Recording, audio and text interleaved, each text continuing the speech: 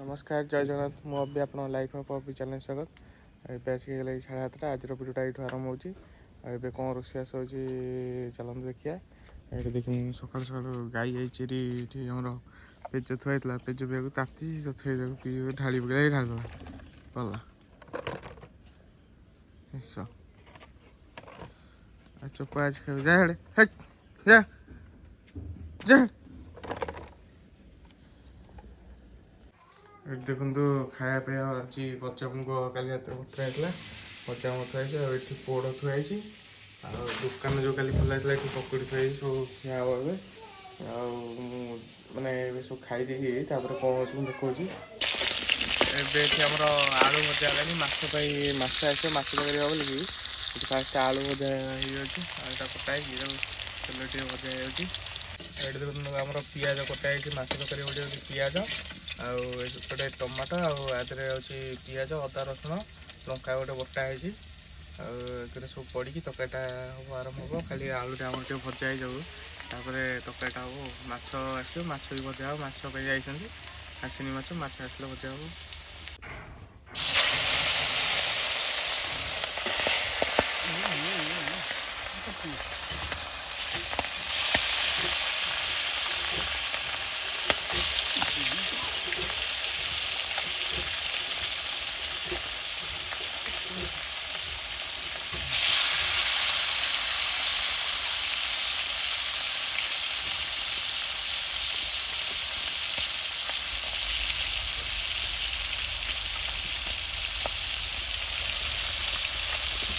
ଏବେ ଦେଖନ୍ତୁ ଆମର ମାଛ ଆଇଛି, ମାଛ ଭଜା ଏବେ ଷ୍ଟାର୍ଟ ହେଇଗଲାଣି।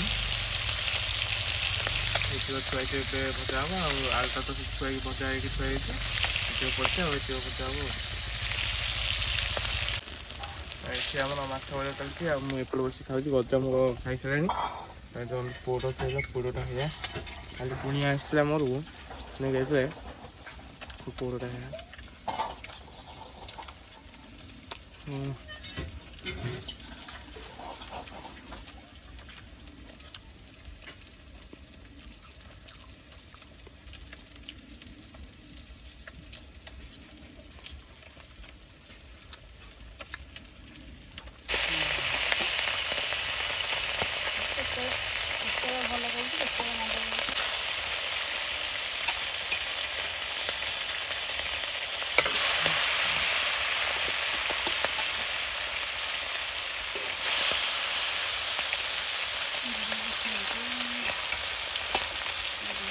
ଏବେ ଦେଖନ୍ତୁ ତରକାରୀ ପାଇଁ ଆମର ତେଲ ପଡ଼ିଯାଇଛି, ତା ଦେହରେ ପିଆଜ ବି ପଡ଼ିଗଲାଣି। ପିଆଜଟାକୁ ଟିକେ ଭଲସେ ଭଜା ଗଲା ପରେ ତାପରେ ଯେଉଁ ମସଲା ଦେଖେଇଥିଲି ବଟା ମସଲାଟା ତାପରେ ପଡ଼ିବ। ସେପଟେ ସବୁ ମାଛ ଗୁଡ଼ା ଭଜା ହେଇକି ରଖାହେଇଛି। ଏବେ ଯେଉଁ ବଟା ମସଲାଟା ହେଇଥିଲା ଆଉ ଟମାଟୋ କଟା ହେଇକି ରଖିଥିଲା ଦୁଇଟା ଏକାଥରେ ମିଶିକି ପଡ଼ିଲା।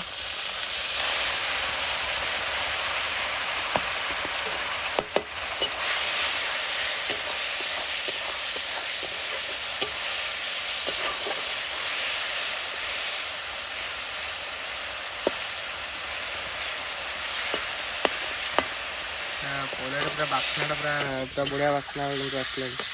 ରସୁଣର ବାସ୍ନା ପୁରା ବଢ଼ିଆ ବାସ୍ନା ହେଉଛି।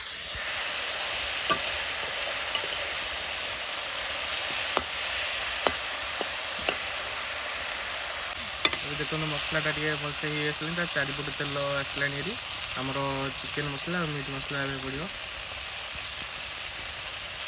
ଏବେ ମିଟ୍ ମସଲାଟା ପଡ଼ିଲା ଟିକେ।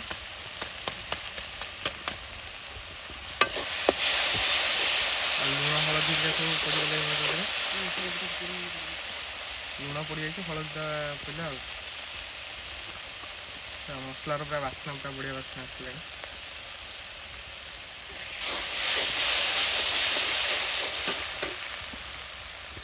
ଏବେ ଦେଖନ୍ତୁ ମସଲା ଗୁଣ୍ଡ ପଡ଼ିଗଲା, ମସଲାଟା ବି ବଢ଼ିଆ ଦେଖାହେଲାଣି। ଆଉ ଆଳୁ ଯେଉଁ ଭଜା ହେଇକି ରଖାଯାଇଥିଲା ଆମର ଆଳୁଟା ତା ଦେହରେ ପଡ଼ିଲା।